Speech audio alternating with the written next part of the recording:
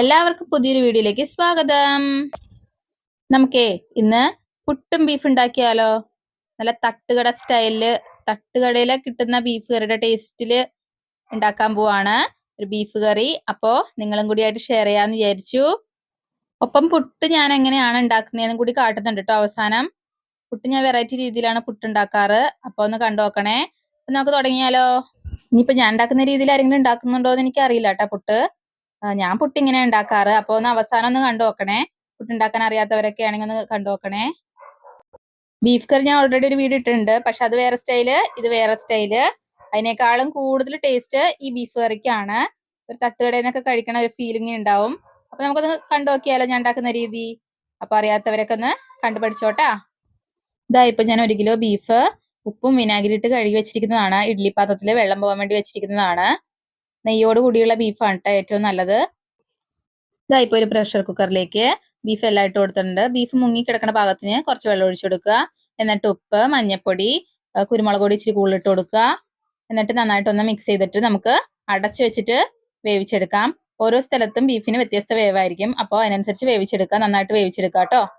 ആദ്യത്തെ ഒരു whistle high ഫ്ലെയിമിൽ ഇട്ടിട്ടും പിന്നെ ലോ ഫ്ലെയിമിൽ ഇട്ടിട്ടും പയ്യെ വേവിച്ചെടുത്താൽ മതി. അപ്പോൾ നന്നായിട്ടൊന്ന് ബീഫ് വെന്ത് കിട്ടും കേട്ടോ. ഇനി നമുക്ക് ബീഫ് കറിക്ക് ആവശ്യമായ മറ്റു സാധനങ്ങൾ എന്തൊക്കെയാ നോക്കാം. ഒരു വലിയ കഷ്ണം ഇഞ്ചി, പിന്നെ ഇതാ കുറച്ച് കറിവേപ്പില എടുത്തിട്ടുണ്ട്, ഒരു ഉണ്ട വെളുത്തുള്ളി, പിന്നെ ഇതാ 3 ചെറിയ സവാള എടുത്തിട്ടുണ്ട്. ഇതാ സവാള നീളത്തിലരിഞ്ഞത്, കറിവേപ്പില, പിന്നെ ഇഞ്ചിയും വെളുത്തുള്ളിയും കൂടി ചതച്ചതാണ്. പച്ചമുളകോ മല്ലിയിലയോ ഒക്കെ നിങ്ങൾക്ക് ഇഷ്ടത്തിനനുസരിച്ച് എടുക്കാവുന്നതാണ്. കാരണം പൊടികളൊക്കെ ഇട്ട് വരുമ്പോഴത്തേക്കും കുറച്ച് എരിവ് ആവും. അതുകൊണ്ട് ഞാൻ പച്ചമുളക് എക്സ്ട്രാ ചേർക്കണില്ല. കാരണം കുട്ടികൾക്കും കൂടി കഴിക്കാനുള്ളത് കൊണ്ട് അതൊക്കെ ഞാൻ അവോയ്ഡ് ചെയ്തതാണ്. പിന്നെ മല്ലിയിലയൊക്കെ വേണമെങ്കിൽ ഇടാം, ഇല്ലാത്തതുകൊണ്ട് ഞാൻ ഇടുന്നില്ല. ബീഫ് കറിക്ക് ആവശ്യമായ മറ്റു പൊടികൾ എന്തൊക്കെയാന്ന് നമുക്ക് നോക്കാം.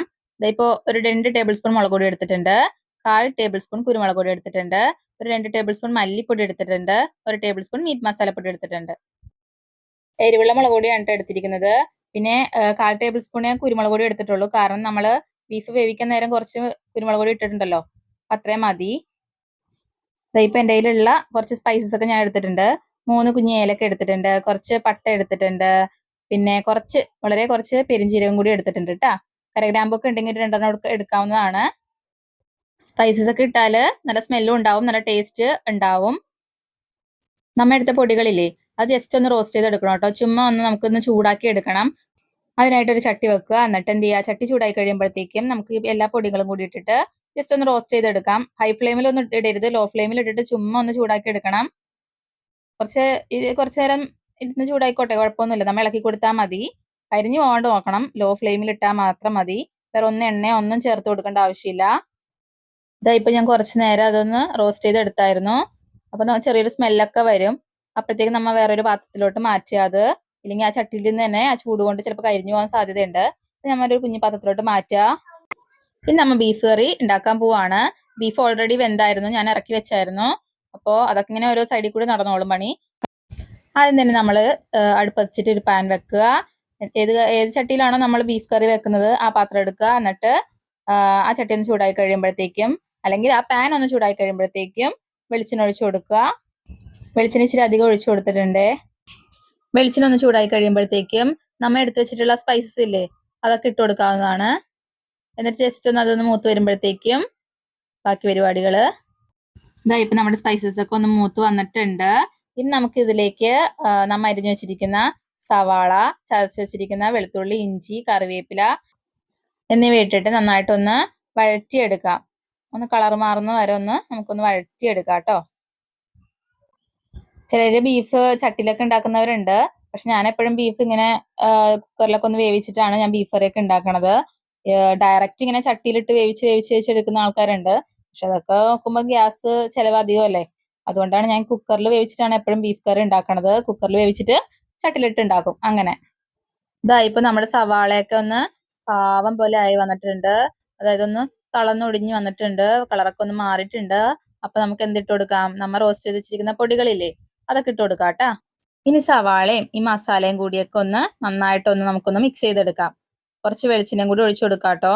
അത് നിങ്ങൾക്ക് ഇപ്പോൾ വെളിച്ചെണ്ണ തെളിഞ്ഞ് കാണുന്നുണ്ടെങ്കിൽ വെളിച്ചെണ്ണ ഇട്ട് കൊടുക്കേണ്ട ആവശ്യമില്ല. ഇതിപ്പോ കണ്ടോ, എനിക്ക് ഡ്രൈ ആയിട്ടാണ് ഇരിക്കുന്നത്. അതുകൊണ്ട് ഞാൻ ഇച്ചിരി കൂടി വെളിച്ചെണ്ണ ഒഴിച്ചു കൊടുക്കുന്നുണ്ട്. എന്നിട്ട് നന്നായിട്ടൊന്ന് എല്ലാം കൂടി ഒരു മീഡിയം ഫ്ലെയിമിൽ ഇട്ടിട്ട് ഒന്നും കൂടി ഒന്ന് വഴറ്റിയെടുക്കും.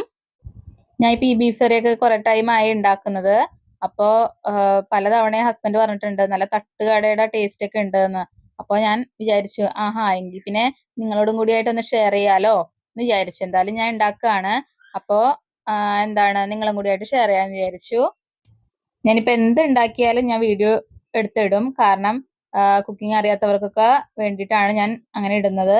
അപ്പോ ഒരു ഇപ്പൊ കഞ്ഞിയാണെങ്കിൽ പോലും ഞാൻ ഉണ്ടാക്കിയാലും ഇടും. കാരണം കഞ്ഞി പോലും ഉണ്ടാക്കാൻ അറിയാത്ത ഒരുപാട് പേരുണ്ടാവും. ഇപ്പൊ പുതിയതായിട്ട് കുക്കിംഗ് പഠിക്കുന്നവരോ അങ്ങനെയൊക്കെ ഉണ്ടാവാം. അപ്പോ കുക്കിംഗ് അറിയാവുന്നവര് കാണണമെന്നില്ല കേട്ടോ.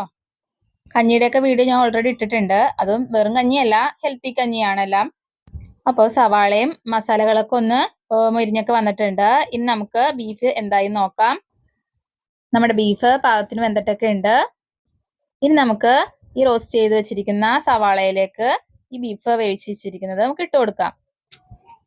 ഇതാ ഇപ്പൊ ഞാൻ ബീഫൊക്കെ ഇട്ട് കൊടുത്തിട്ടുണ്ട്. ഇനി നമുക്ക് ഇത് ഒന്നും കൂടി വറ്റിച്ചെടുക്കണം. കാരണം എന്താ ഇച്ചിരി ബീഫിൽ നിന്നൊക്കെ ഇറങ്ങിക്കണ ആ സ്റ്റോക്ക് ഒക്കെ ഇല്ലേ, അതൊക്കെ നന്നായിട്ടൊന്ന് നമുക്ക് കുറച്ചും കൂടി പൊടിക്കും കൂടി നമുക്കൊന്ന് വറ്റിച്ചെടുക്കാം കേട്ടാ. ഉപ്പൊക്കെ കറക്റ്റ് ആണോ നോക്കണം. ഉപ്പൊക്കെ പോരായെങ്കിൽ ഇട്ട് കൊടുക്കാവുന്നതാണ്. എനിക്ക് കറക്റ്റ് ആണ്, അതുകൊണ്ട് ഞാൻ വേറെ എക്സ്ട്രാ ചേർക്കണമൊന്നുമില്ല. നന്നായിട്ടൊന്ന് ഇളക്കി കൊടുക്കുക. കുറച്ചും കൂടി ഒന്ന് വറ്റിച്ചെടുക്കുക പൊടിക്ക്.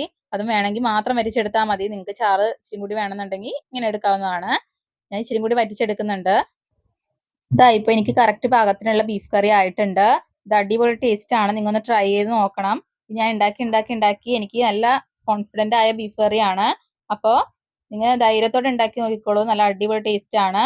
ത്തിന്റെ ഒക്കെ ഒപ്പം അടിപൊളിയാണ്. പിന്നെ അപ്പത്തിന്റെ ഒക്കെ ഒപ്പം ഒക്കെ നല്ല അടിപൊളിയാണ്. അപ്പോ നമ്മുടെ ബീഫ് കറി റെഡി ആയിട്ടുണ്ട്. നമുക്ക് ഫ്ലെയിം ഓഫ് ചെയ്യാം.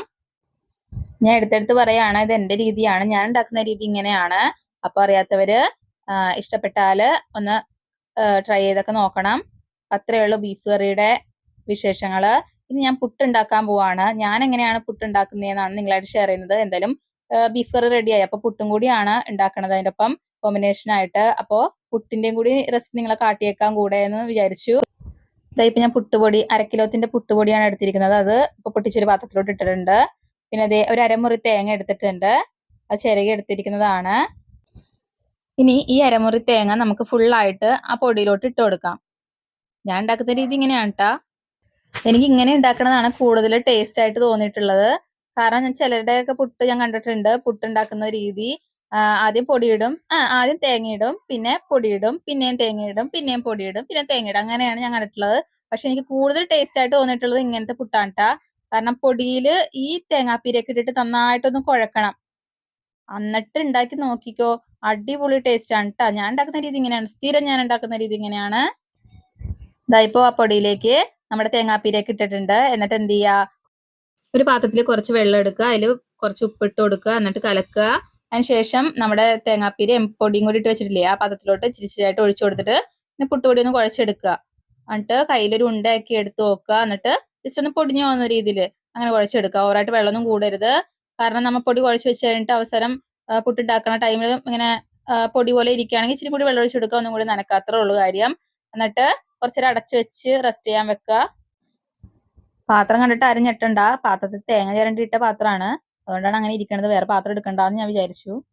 ഞാൻ കുക്കറിലാണ് കേട്ടോ പുട്ട് ഉണ്ടാക്കണത്. കുക്കറിൽ വെച്ച് ഉണ്ടാക്കണ പുട്ടുകുറ്റിയില്ലേ, അതാണ് കേട്ടോ എൻ്റെ കയ്യിലുള്ളത്. ചിരട്ടപ്പുട്ടിന്റെയോ അല്ലെങ്കിൽ മറ്റേ പുട്ടുകുടവോ അങ്ങനെ ഒന്നും എനിക്കില്ല. അതുകൊണ്ട് ഞാൻ എപ്പോഴും കുക്കറിലാണ് ഇങ്ങനെ വെച്ചിട്ട് ഉണ്ടാക്കണ പുട്ട്. അപ്പൊ നമ്മുടെ പുട്ടുപൊടി റെഡി സെറ്റ് ആയിട്ട് ഇരിപ്പുണ്ട്. അവസാനം കണ്ടോ, നന്നായിട്ടൊന്ന് ഇങ്ങനെ ജസ്റ്റ് ഒന്ന് കുഴച്ചെടുക്കുക. കട്ട പോലെ തോന്നുകയാണെങ്കിൽ പൊടിക്കും കൂടി വെള്ളം ഒഴിച്ചിട്ട് ഒന്ന് നനച്ചു കൊടുക്കുക. അത്രേ ഉള്ളൂ കാര്യം. അല്ലാണ്ട് വെള്ളം കൂടിപ്പോയാലാണ് നമുക്കൊന്നും ചെയ്യാൻ പറ്റാത്ത അവസ്ഥ വരുന്നത്. പിന്നെ പൊടി ഇട്ട് കൊടുക്കേണ്ടി വരും, പിന്നെ ഇരട്ടപ്പണിയാവും. അപ്പൊ എന്ത് ചെയ്യുക, ഇച്ചിരി വെള്ളം കുറഞ്ഞു പോയാലും കുഴപ്പമില്ല ആദ്യമേ. അവസാനം നമുക്ക് ഇച്ചിരി തളിച്ചു കൊടുത്തായാലും പുട്ടുണ്ടാക്കാവുന്നതാണ്. കറക്റ്റ് പാകത്തിലാണ് ഇരിക്കണത്. വേറെ നമ്മൾ എക്സ്ട്രാ വെള്ളമൊന്നും ചേർത്ത് കൊടുക്കേണ്ട ആവശ്യമില്ല. കാരണം തേങ്ങാപ്പീര എല്ലാം കൂടി മിക്സ് ആണല്ലോ, തേങ്ങയെന്നൊക്കെ ഇച്ചിരി വെള്ളം ഉണ്ടാവും. അപ്പോ ഇതാ ഞാൻ പുട്ടുണ്ടാക്കാണ്. ഇനി നമുക്ക് പുട്ട് അടച്ചു വെച്ചിട്ടൊന്ന് വേവിച്ചെടുക്കാം കേട്ടാ. ഇതാ നമ്മുടെ ബീഫ് കറി ഇവിടെ സെറ്റ് ആയിട്ട് ഇരിപ്പുണ്ട്. ഇനി പുട്ടും കൂടി റെഡിയായാൽ മതി. ചൂട് പുട്ടും ബീഫ് കറിയും. ഇതാ ഇപ്പൊ നമ്മുടെ പുട്ട് ആവിയൊക്കെ വന്നു. ഞാൻ പാത്രത്തിലോട്ട് മാറ്റിയിട്ടുണ്ട് പുട്ട്. എങ്ങനെയുണ്ട് ചൂട് പുട്ട്? ആവി പറക്കണുണ്ട്. ഇതാ ഇപ്പൊ നമ്മുടെ ബീഫും പുട്ടും റെഡി ആയിട്ടുണ്ട്. ഞാൻ ഒരു കുറ്റിപ്പുട്ടൊന്നും തിന്നൊന്നുമില്ല കേട്ടാ. ഒരു കുഞ്ഞു കഷ്ണം പുട്ടേ ഞാൻ കഴിക്കുള്ളൂ. പക്ഷെ ഞാൻ ഇപ്പൊ ഭംഗിക്ക് ചുമ്മാ എടുത്തു വെച്ചെന്നേ ഉള്ളൂ. അപ്പോ എങ്ങനെയുണ്ട്? അപ്പൊ കുറച്ച് പേർക്കെങ്കിലും ഈ വീഡിയോ ഉപകാരപ്പെട്ടെന്ന് വിചാരിക്കണോ? ഇഷ്ടായി എന്ന് വിചാരിക്കണോ? ഇഷ്ടായാല് ലൈക്ക് ചെയ്യുക, സപ്പോർട്ട് ചെയ്യുക. അപ്പൊ അത്രേ ഉള്ളൂ. Thank you. ബൈ.